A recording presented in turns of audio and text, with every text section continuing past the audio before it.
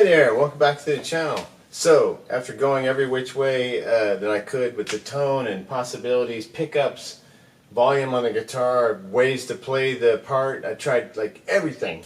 And I kind of came back to my original idea of doing major chords, and I'm back, I'll call it the return of the middle pickup. And I'm continuing to take K-May's advice on that, friend of the channel, and using it for like rhythm bits, just pretty much any time it sounds the best. And here I think it works the best. I'll show you what I decided to do. I had this, thought about originally doing like a Jimi Hendrix thing, like the.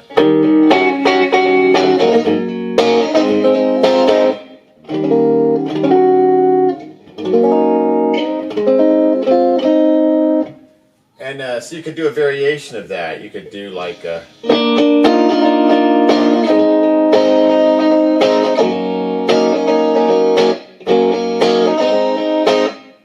I do a little bit of that in the song, but I didn't feel like it had enough bass on it or enough, presence to it to carry the rhythm track, which will also have bass and maybe another guitar, but I don't think so. I like the way this is sitting alone in the mix.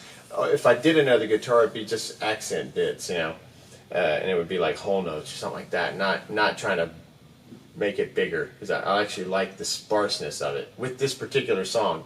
Usually I like, more guitar.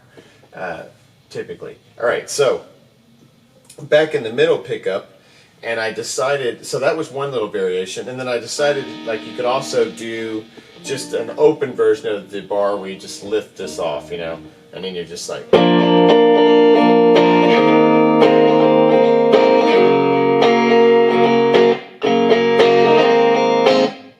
That sounds really cool if it's a brief moment, but to carry the whole song, it has like open notes that ring in a dissonant way, and I like that dissonance, but for the entire song it started feeling like it was just I don't know, it sounded off.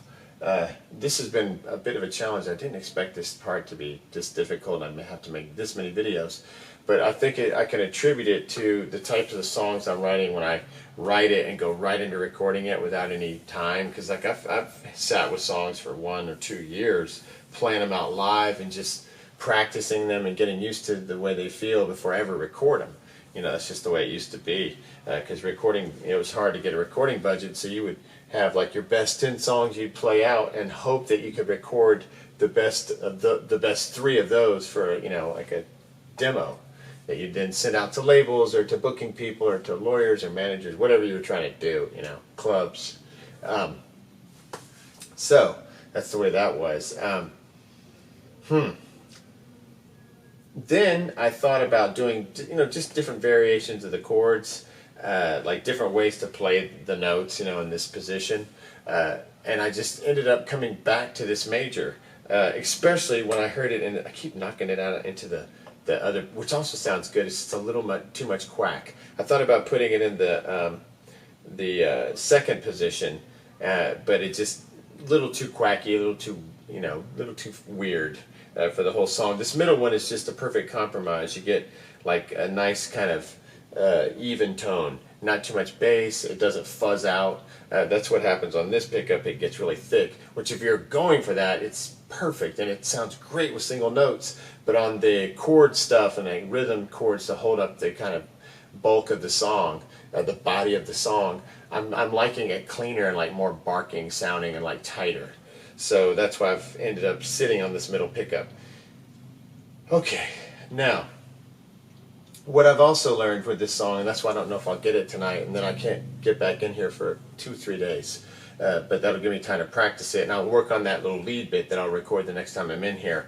I would like to get through this rhythm bit, but I'm worried about fatigue. My hand keeps getting super tired, and I've learned that with this track, in order to make it work, I'm really going to have to execute with this right hand.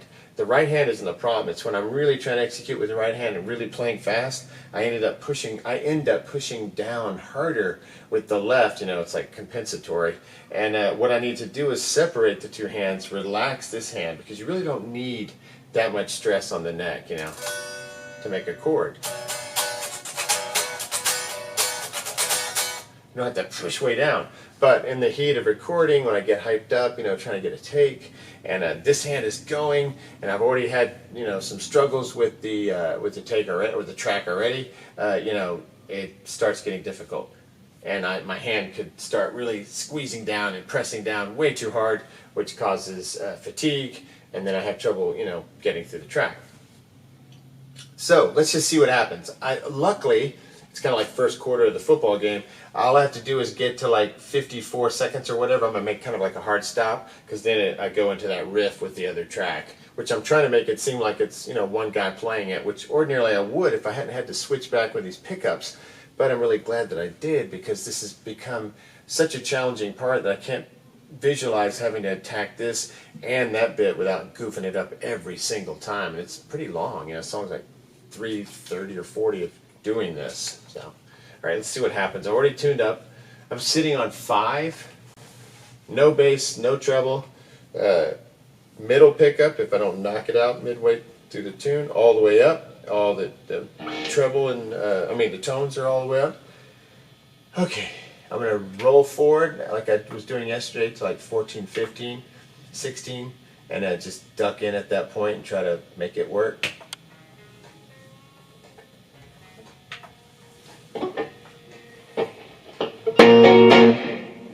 I knew I was going to goof that.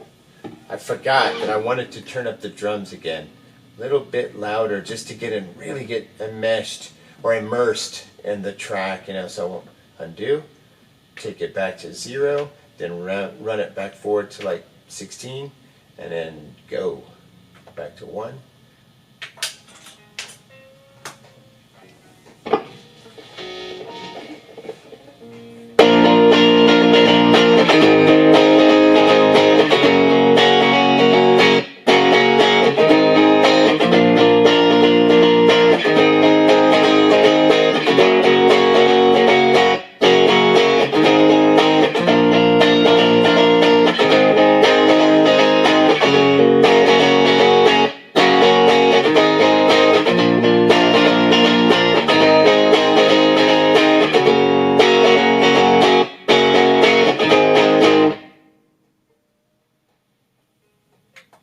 Okay, let me just hear that real quick. It could be terrible.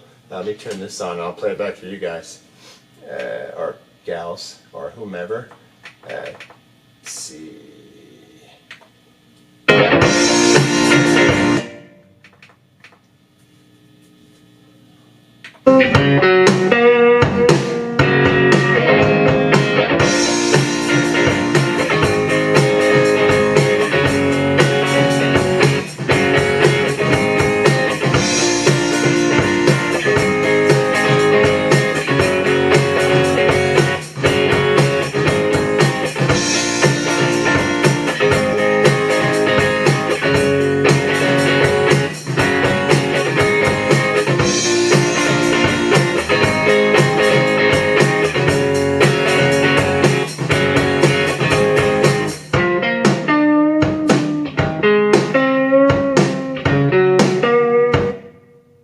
I think I'm actually onto something here. So I just erased that because it just sounded like, I don't know, not as good as it could be. But I'm going to turn that off, so that's not going while we're tracking. That wouldn't be good.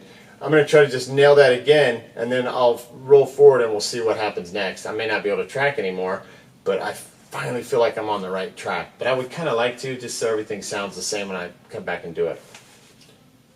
Okay, here we go. I'm just glad to know I'm on the right path, finally. All right, we're going to go back, roll it forward to about 16, and we're on no effects, 100 on the input and output gain coming into track 1 and on my master. And you can check that through the Pan EQ button. All right, here we go. Play and record.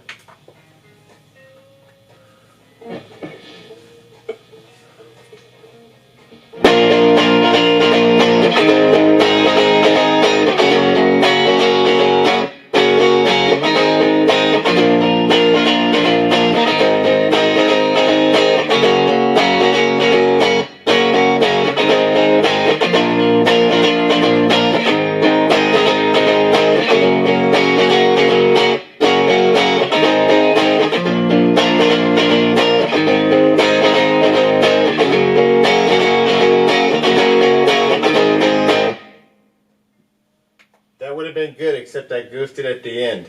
All right, I'm feeling good. My hand just keeps getting tired, which is, you know, I'll have to just tough it up, suck it up, and take it like a rocker.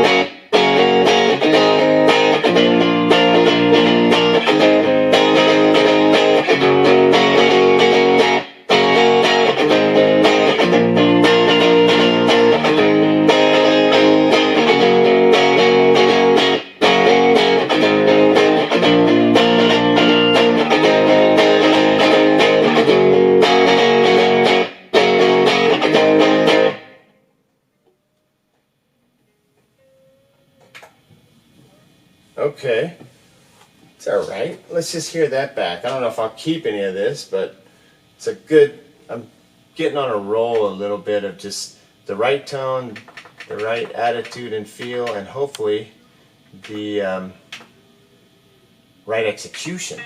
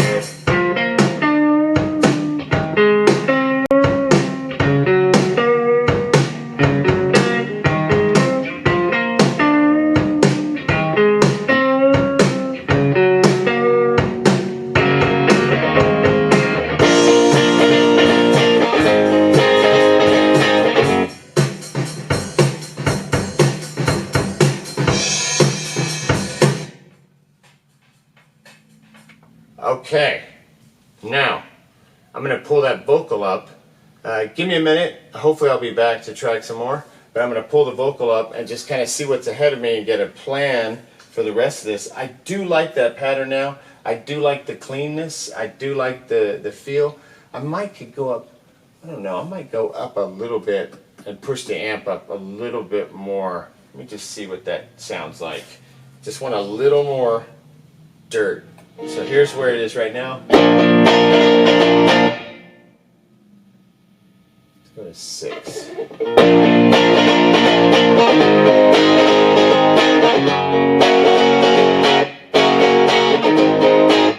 That sounds nice. Let me see what 7 does. That might go push it too thick. Yeah, I feel like it blew up right there, which is a cool tone for a moment, but once again, I'm trying to keep a clean thing traveling through the tune. All right, let's try 6. That's got to be perfect right there. That's 6. All right, so I'm going to track that again real quick. And wait, let me check tuning.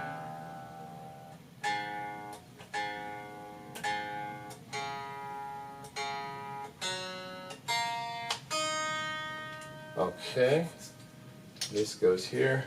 That's all. Somebody's doing like an auction over there, but I don't think it's picking up. It's like a micro PA system going off. Okay, undo, take it back, head up to 16 or so. Keep creeping up further and further into the track. Okay, here we go. Let's do it.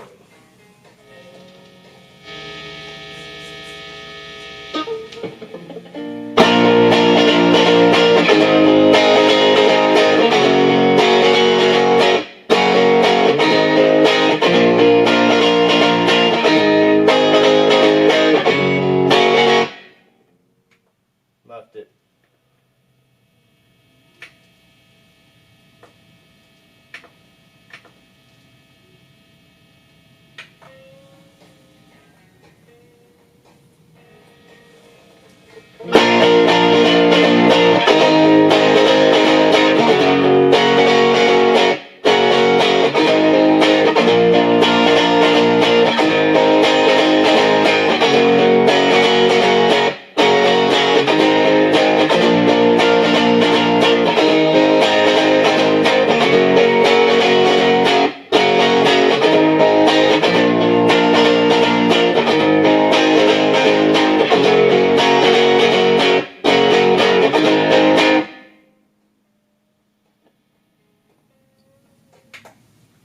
think this is going to be good. Okay, let's see. It won't be able to probably tell from this speaker. It's a piece of junk, but it does do it. I shouldn't say that because it serves a lot of good purposes and it comes in handy. Shouldn't hate my gear. You know, I'm not the biggest PV nut out in the world. Okay, although PV, the 5150 is really good. PV makes a couple of nice basses and guitars back in the day, and a lot of their amps are pretty darn good. I know kind of country players, they make real good clean circuits, big bottle tubes. So they made good stuff.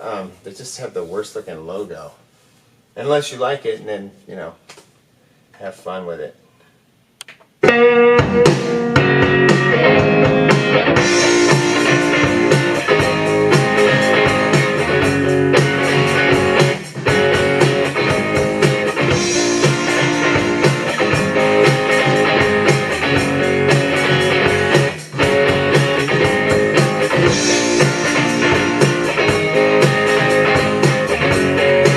So far I don't like it as much.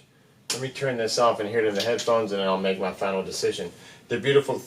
Oh wait, I undid the last one, so I'll have to do this again. Yeah, okay.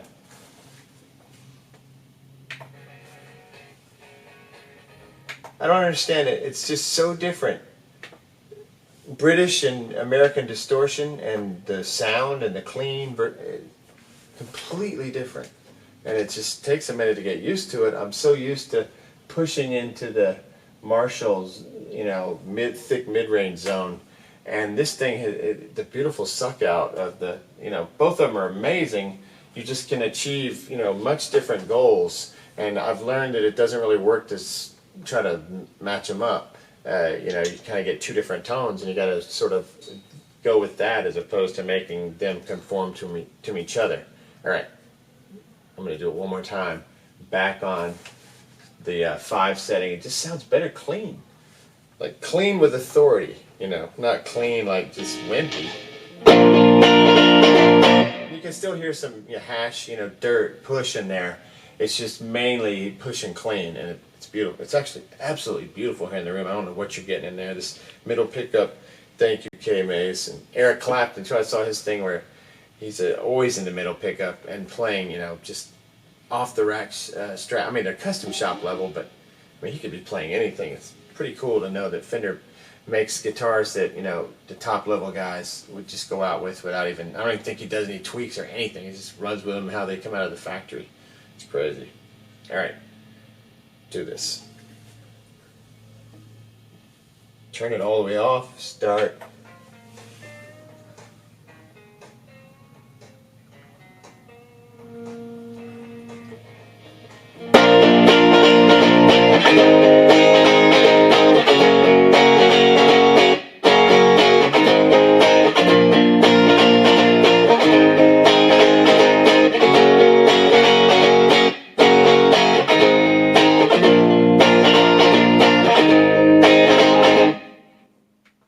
Hesitations all through that.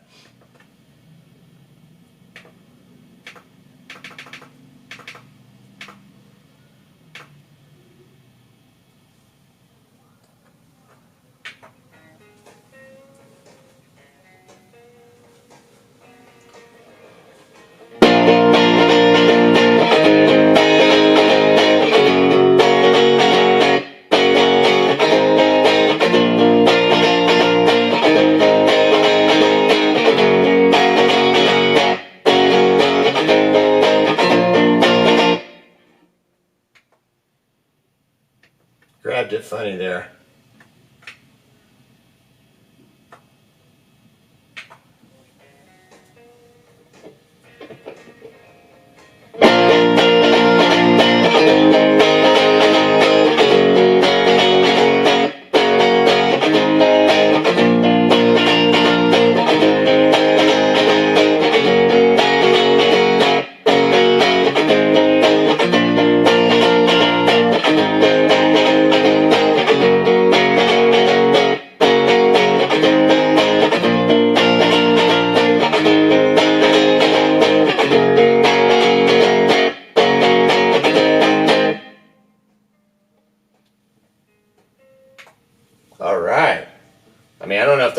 keeper. I can tell later when I get home if I hear weird stuff, but I could tell those other ones definitely were not, so might as well fix them. All right, here, let's listen really quickly, sorry.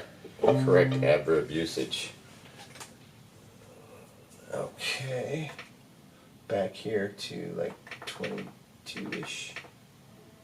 Oh, I'll just let you hear the intro bit just for a second, just to get the feels.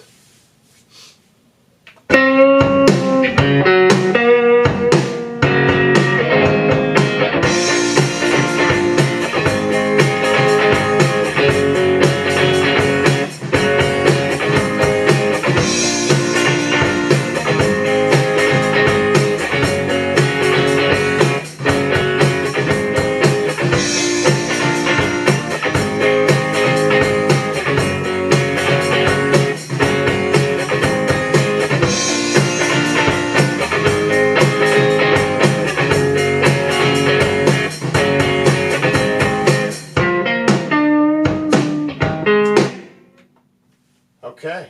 All right, I'm going to set everything up, and I'll see what time it is, and I'll decide how much more I'm going to be able to pull off tonight. Next time.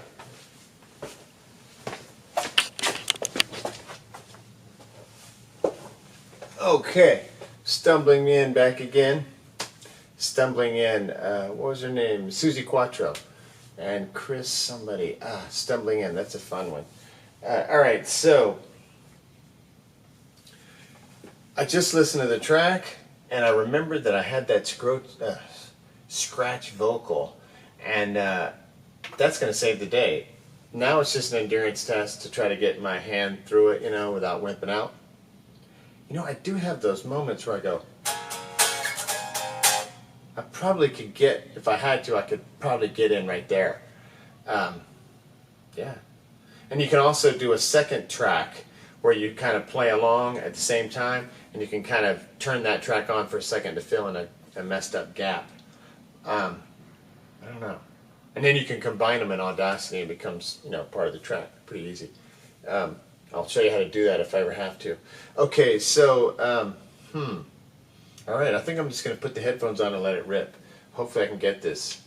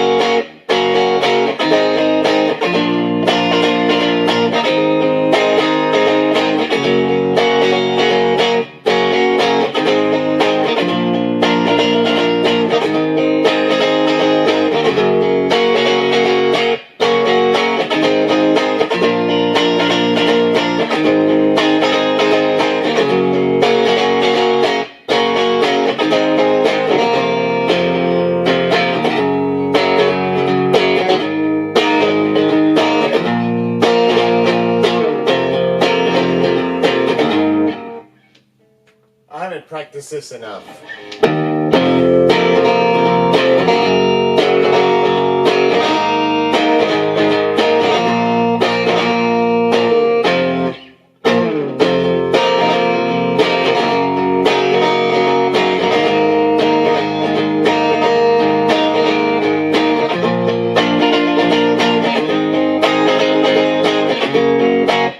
That's the way a song goes out the rest of the way. Okay, so I should be able to wrap this up.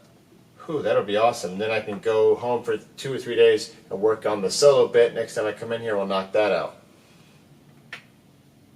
I say will, but I'm doing it with you guys because you're nice enough to sit here and watch me and provide me with feedback and encouragement. Thank you.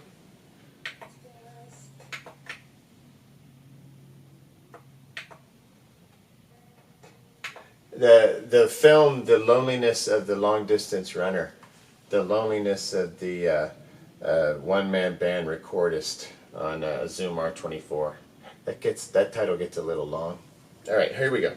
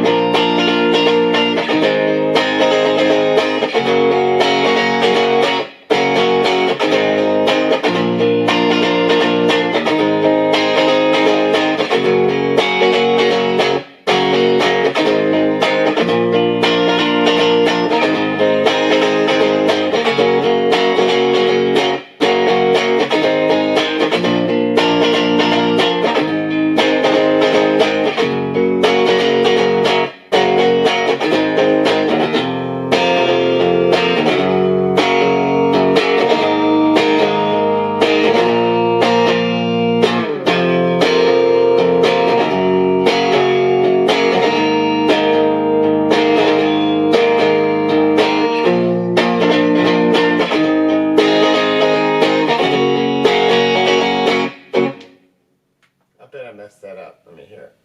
Okay, I'm gonna this bit right here keeps goofing me.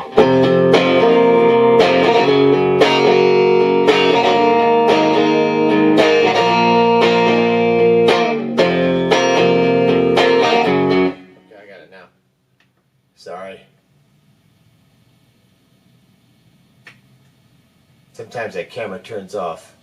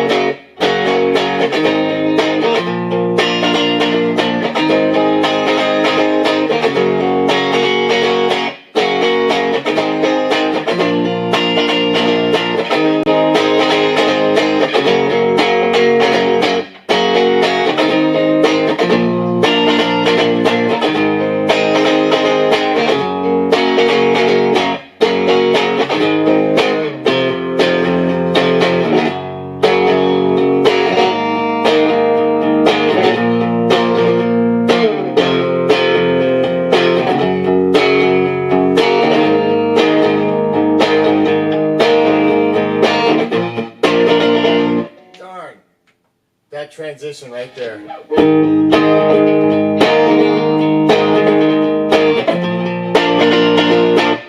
Just gotta get it clean. But part of it is I haven't been playing that middle section, so I'm a little, stiff on it. I'll get there.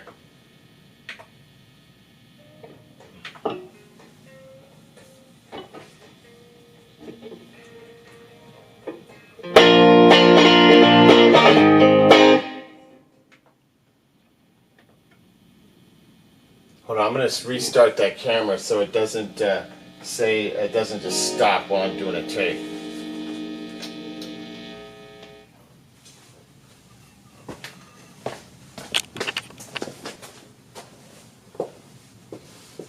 The other good news is they cooled it with the MC thing. They were like doing an auction or something. I don't know what they were doing outside, and then there were some people out here making a bunch of noise. Luckily they split.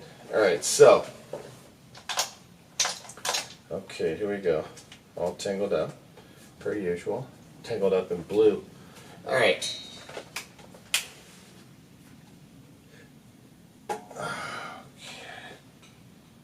Take this off. Middle pickup, all the way up a tone. Camera's on. 114. Alright. Oops. Go back a tad.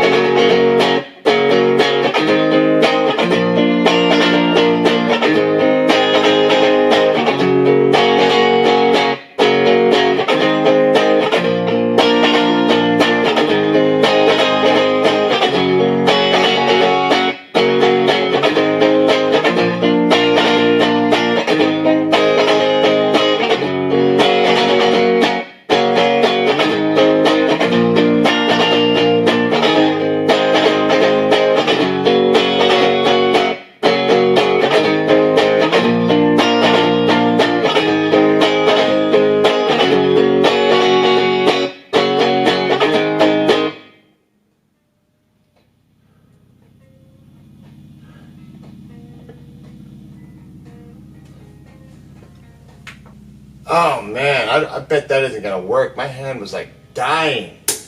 Whew. What a wimp. I gotta go to work on this hand. Man, that is just too wimpy. Whew. That was killing me.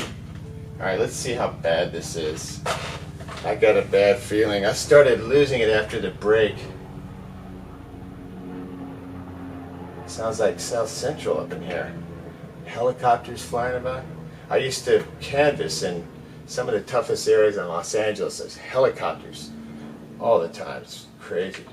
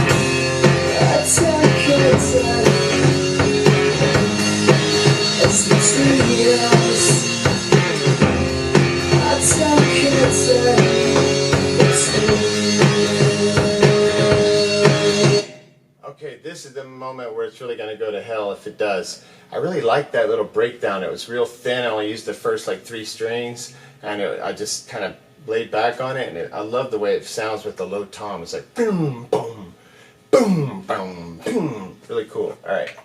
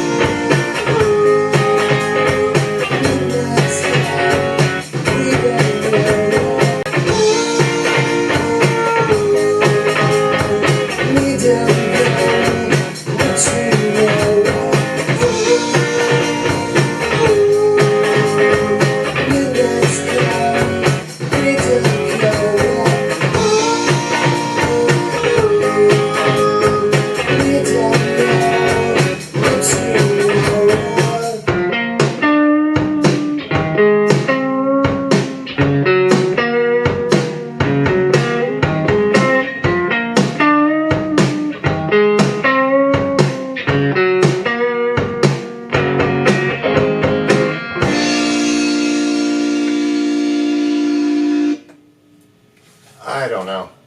I think it sounded right. You know, one of the things I thought of, my hand was dying, so it was actually making, it was like maybe I was like dying on the fretboard a little bit and like coming off a little bit, and it was giving it kind of this little, even more of a plunky, like, God, this neck is so awesome. If you're ever doing a guitar build and you are looking for a neck, I want another one because I want to build a left-handed guitar to do the Hendrix thing. I want the whole thing, you know, upside down. But I can't find Fender doing this in left. If I could, I'd basically build this guitar again. But this time I'd probably use a different type of wood. This is Black Limba 2-piece. I've seen a guy on online that out in California that's got a 1-piece swamp ash. So it's light and 1-piece. So it would be different sounding from this one. I'd probably still put, I know I'd put Lawlers in. There's really no other pickup for me. And then the rest of it would be Fender bits. But I just don't need another guitar. But I love these roasted maple necks. Next time.